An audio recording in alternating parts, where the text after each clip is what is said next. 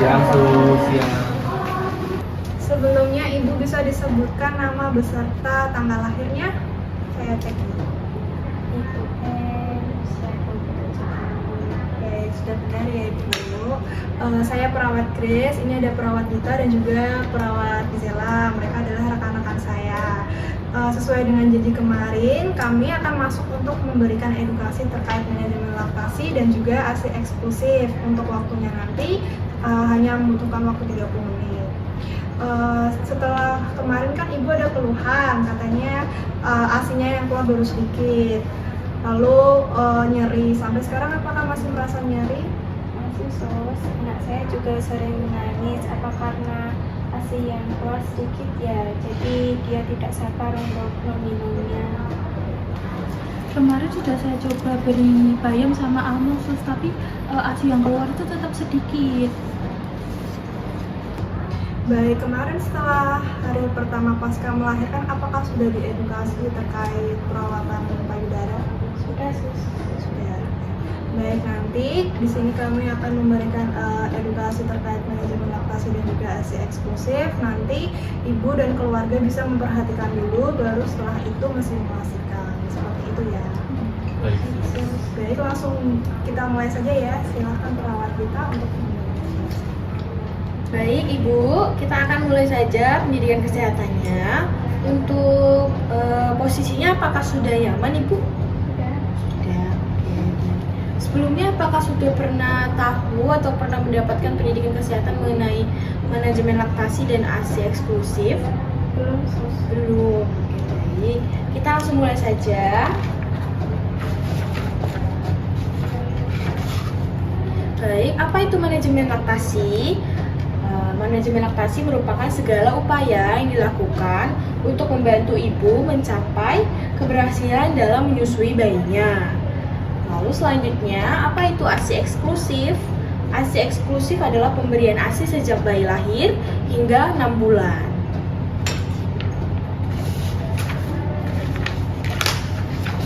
Selanjutnya, apa sih manfaatnya bagi ibu dan bayi? Yang pertama kita akan bahas bagi ibunya terlebih dahulu. Yang pertama yaitu adalah mengurangi tingkat risiko kanker payudara.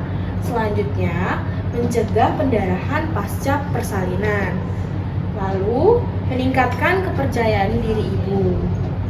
Selanjutnya, memperkuat ikatan emosional antara bayi dan ibunya. Dan lalu adalah KB alami bagi ibu. Selanjutnya, apa manfaat bagi bayinya? Yang pertama adalah mencegah bayi terserang penyakit. Lalu, membantu perkembangan otak dan fisik bayi. Selanjutnya, meningkatkan sistem imun bayi. Dan lalu, mengurangi risiko alergi dan penyakit kronis pada bayi.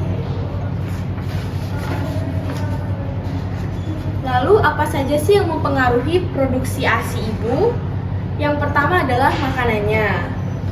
Makanan yang dikonsumsi ibu sangat berpengaruh bagi ASI. Terlebih jika ibunya mengkonsumsi seperti sayur-sayuran, contohnya wortel atau brokoli, lalu mengkonsumsi buah seperti jeruk, tomat, dan lain-lain seperti itu.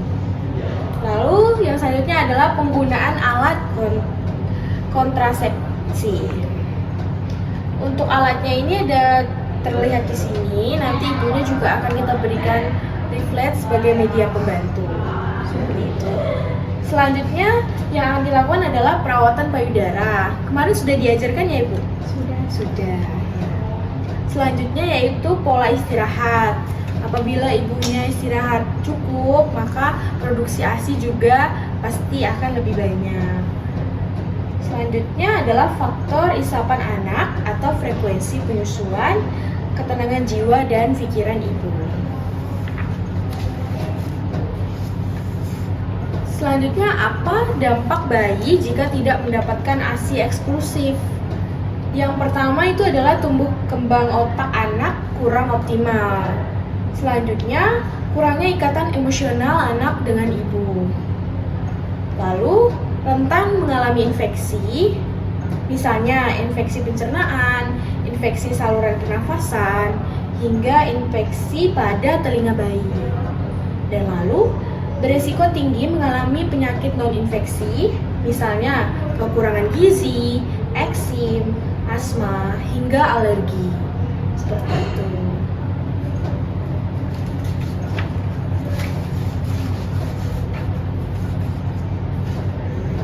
Jika kita sudah melakukan aksi eksklusif, apalagi menggunakan alat kontrasepsi, itu biasanya kita akan mengajarkan bagaimana cara menyimpan ASI pada tempatnya. Di sini adalah contoh gambar menyimpan ASI perah. Seperti itu ya, Bu. Tindakan yang pertama itu jaga pompa payudara agar tetap bersih, cuci dengan sabun dan air bersih sebelum disterilisasikan. Lalu pakai wadah plastik free BPA untuk menyimpan ASI yang sudah diperah.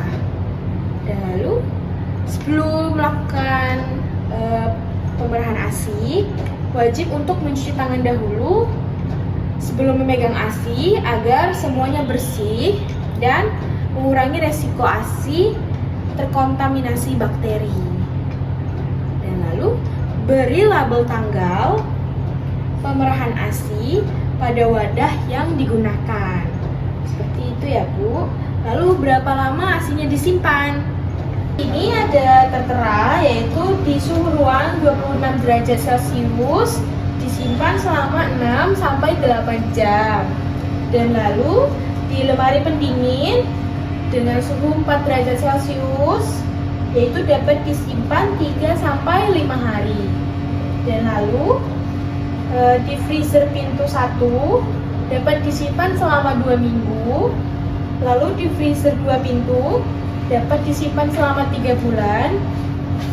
Dan di deep freezer dengan minus 18 derajat Celcius dapat disimpan selama 6 sampai 12 bulan. Seperti itu.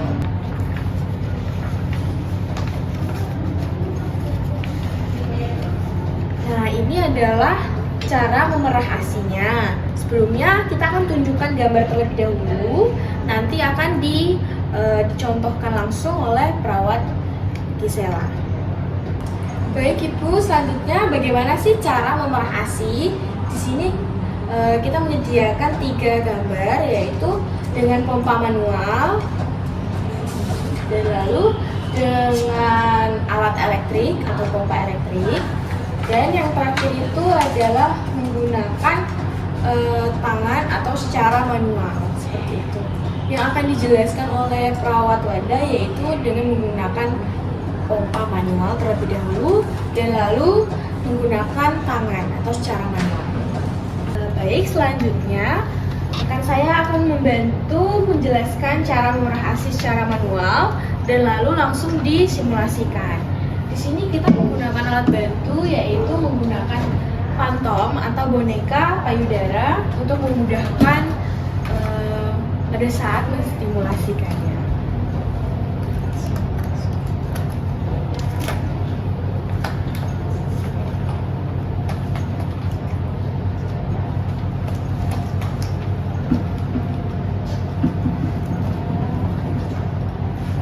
Yang pertama, Ibu diharapkan untuk mencuci tangan terlebih dahulu.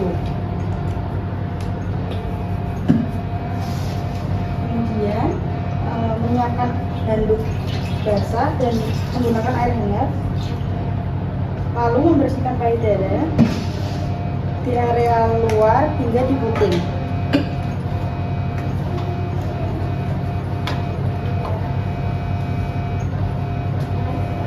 Lalu kemudian tangan kiri menopang seperti huruf C, lalu yang tangan kanan memijat secara lembut dari arah luar ke arah puting seperti ini ya, Bu.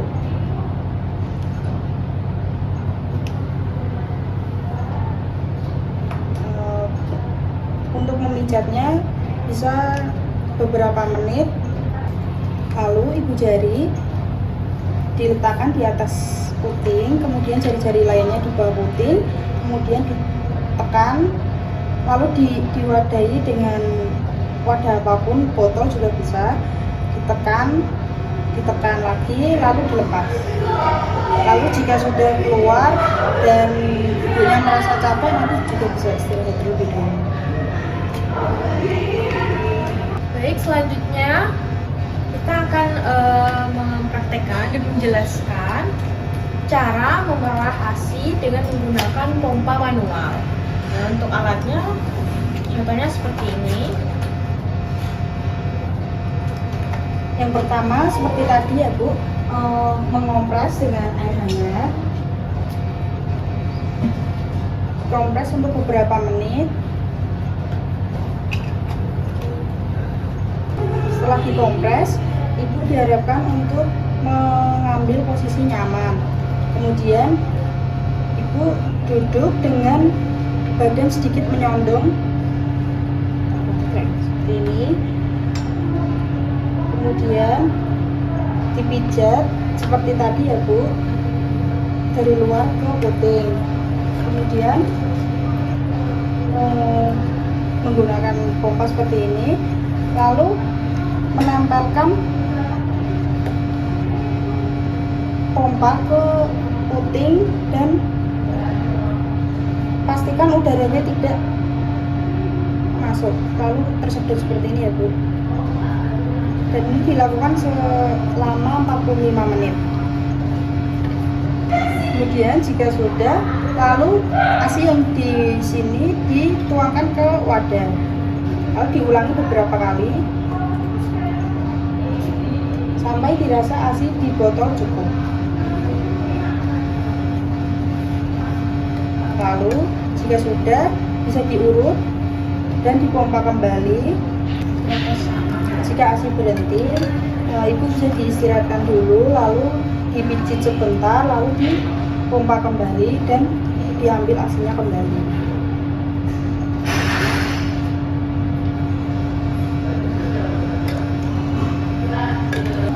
Baik, selanjutnya setelah kita melihat cara memompa ASI secara manual, selanjutnya kita akan melihat dan mendengarkan penjelasan tentang memompa ASI dengan menggunakan pompa elektrik.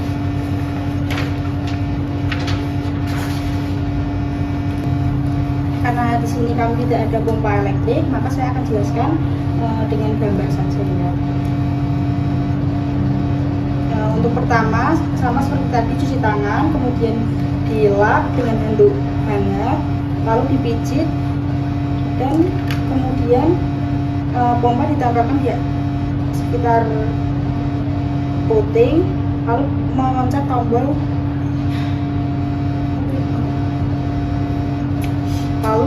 tombol on atau menyalakan pompa elektrik. Kemudian setelah menyalakan pompa, bisa ditunggu sampai 15 menit, lalu memasukkan ASI ke dalam wadah atau botol. Tapi beberapa pompa elektrik itu ada yang sudah memiliki wadah tersendiri, seperti itu.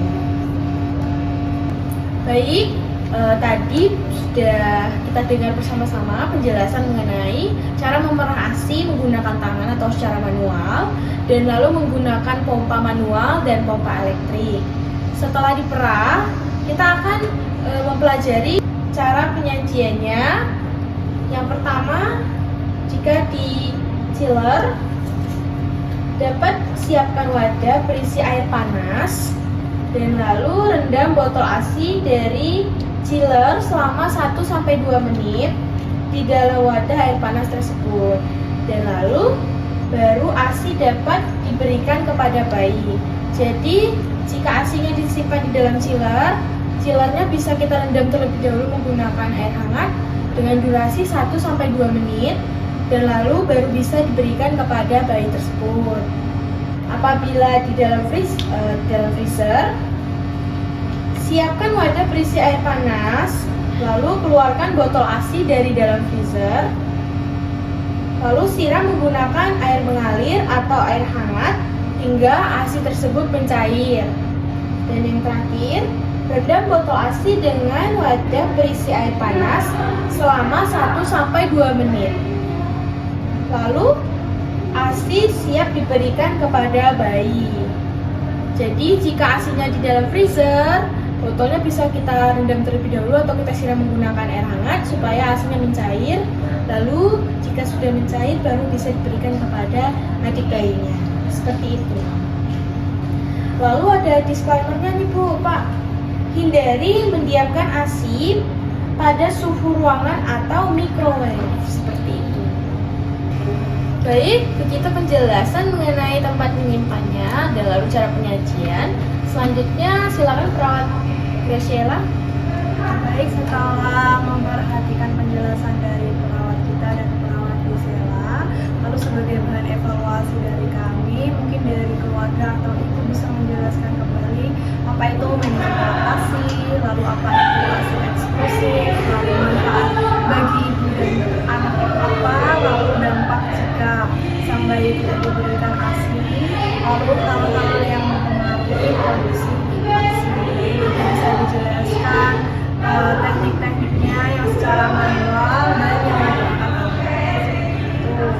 Mungkin dari ibu atau mungkin dari keluarga bisa salah satu menjelaskan kembali. Yang pertama itu apa itu manajemen laktasi, lalu apa itu ASI eksklusif. Jadi manajemen laktasi itu adalah segala upaya yang dilakukan ibu untuk mencapai keberhasilan dalam pemberian ASI. Sedangkan ASI eksklusif adalah pemberian ASI dari bayi baru lahir sampai umur 6 bulan. Baik, kalau untuk manfaat bagi ibu dan anak, Jadi untuk manfaatnya sendiri bagi ibu bisa meningkatkan kepercayaan diri, lalu sebagai KB alami juga mengurangi tingkat resiko kanker payudara. Lalu berikutnya bagi bayi sendiri mencegah terserang penyakit, membantu perkembangan otak dan fisik bayi, meningkatkan sistem imun bayi. Seperti itu. lalu untuk dampak bila bayi tidak diberikan ASI eksklusif itu apa? Untuk dampaknya itu nanti untuk tumbuh kembang otaknya itu tidak optimal, terus juga bisa mengurangi rasa emosional antara ibu dan juga bayinya, terus berisiko terkena infeksi dan juga berisiko tinggi terkena penyakit non infeksi. Untuk hal-hal yang mempengaruhi supaya ASI-nya itu lancar itu apa? Untuk hal-halnya itu yang pertama itu ada makanan yang ibu konsumsi, kemudian penggunaan alat kontrasepsi, perawatan payudara, pola istirahat, faktor isapan anak atau frekuensinya, kemudian ketenangan jiwa dan pikiran ibu itu sendiri. Baik, lalu untuk durasi penyimpanan ASI dan cara penyajiannya mungkin bisa dijelaskan lagi?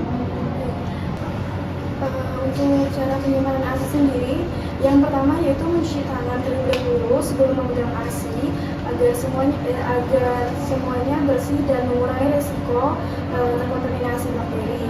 Untuk yang kedua, menjaga pompa payudara agar tetap bersih. Untuk selanjutnya mencuci dengan sabun dan air panas, bilas sampai bersih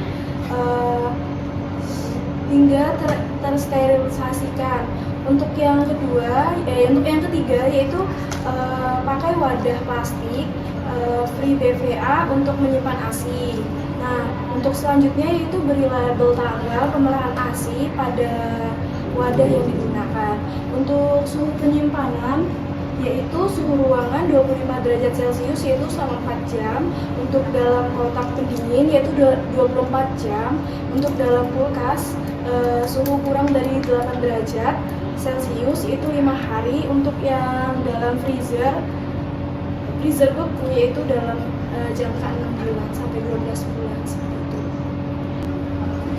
Baik, untuk selanjutnya teknik cara mengolah ASI yang menggunakan alat dan tanpa menggunakan alat mungkin bisa dijelaskan sambil diperagakan kembali. Sini Mas.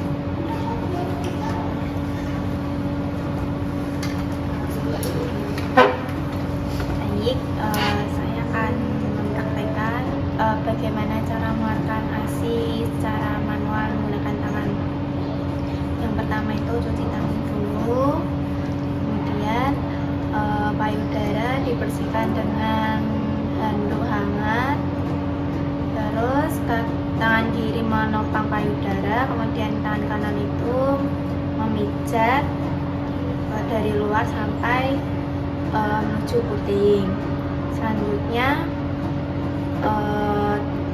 tangan kanan bagian ibu jari itu di atas, kemudian jari-jari yang lain menopang payudara. Ibu jari memijat untuk mengeluarkan ASI-nya. Kemudian siapkan wadah untuk menempatkan ASI-nya seperti itu. Kalau yang menggunakan alat, mungkin yang alat pompa. Untuk menggunakan alat pompa sama seperti tadi, cuci tangan dulu, kemudian payudara dibersihkan menggunakan handuk hangat, kemudian pijat, tangan kiri menopang, tangan kanan yang pijat, kemudian tangan kiri menopang, kemudian tangan kanan itu buat megang alat pompanya, terus dipompa sampai ASI-nya tidak keluar. Jika merasa lelah bisa istirahat terlebih dahulu gitu. Nah, ini setelah ASI-nya keluar bisa ditempatkan di dalam botol, kemudian disimpan, diberi tanggal. Kalau yang secara elektrik, pompa elektrik mungkin sama, tapi mungkin ada perbedaan. Kalau pompa elektrik mungkin pakai on off itu aja ya suster. Baik, setelah mendengar penjelasan evaluasi dari keluarga, sudah cukup ya, sudah cukup memahami penjelasan dari kami. Lalu sebelum kami kembali ke next station, mungkin ada yang ingin ditanyakan terlebih dahulu dari penjelasan kami yang kurang jelas. Saya mau bertanya. Ya, silakan. Jadi kan saya sama menantu saya ini kan sama-sama kerja. Nah, saya tuh dapat info dari teman saya, apakah ASI itu tuh harus diberikan eksklusif selama 6 bulan, dan juga teman-teman saya tuh biasanya ngasih ASI ke anak mereka tuh cuma sampai 5 bulan dan sisanya tuh pakai susu formula. Apakah itu boleh? Nah, jadi gini Bu, untuk pemberian ASI eksklusif sendiri itu harus dari lahir sampai bayi berumur 6 bulan itu harus diberikan dari ASI ibunya. Kalau setelah dari 6 bulan nanti ibu bisa memberikan susu apapun atau makanan apapun.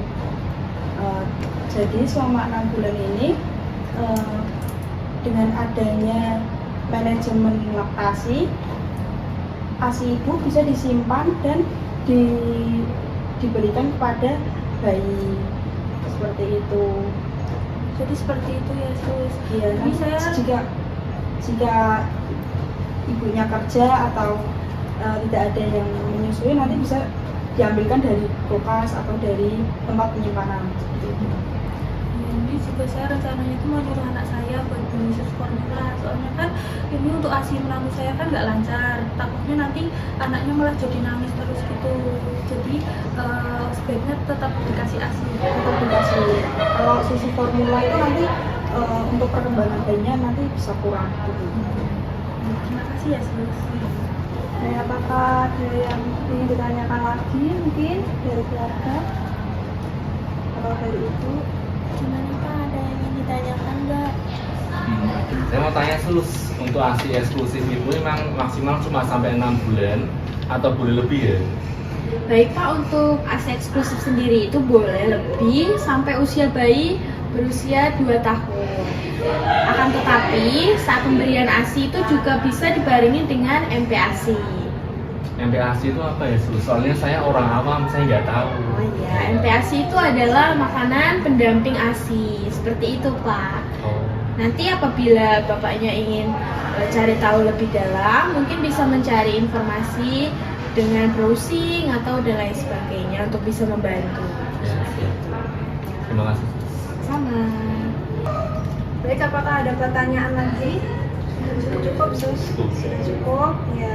Untuk rencana tindak lanjutnya, nanti kalau misalnya Ibu sudah diperbolehkan untuk pulang, Ibu bisa mempraktekkan teknik-teknik tadi yang sudah kami jelaskan, lalu cara penekanan, yang bisa dilakukan di rumah. Atau mungkin bisa dilakukan sekarang ya, supaya kan ASI Ibu kan juga keluarnya masih sedikit-sedikit, supaya banyak juga yang ternutrisi.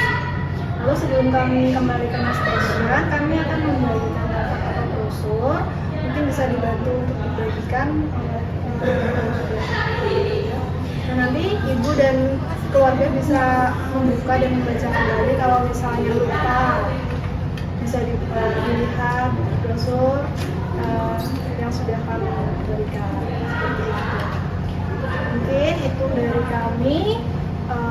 Terima kasih sudah meluangkan waktunya untuk mendengarkan pendidikan kesehatan dari kami. Kalau begitu kami izin merapikan alat dan juga kembali ke station. Ibu dan keluarga bisa kembali beristirahat. Terima kasih. Terima kasih. Sama-sama.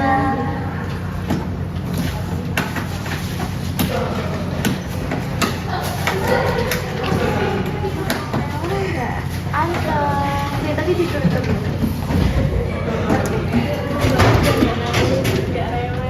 Kayak siapa nih, Peter? Mari, Bapak Ibu. Ya. Terima kasih, Bapak.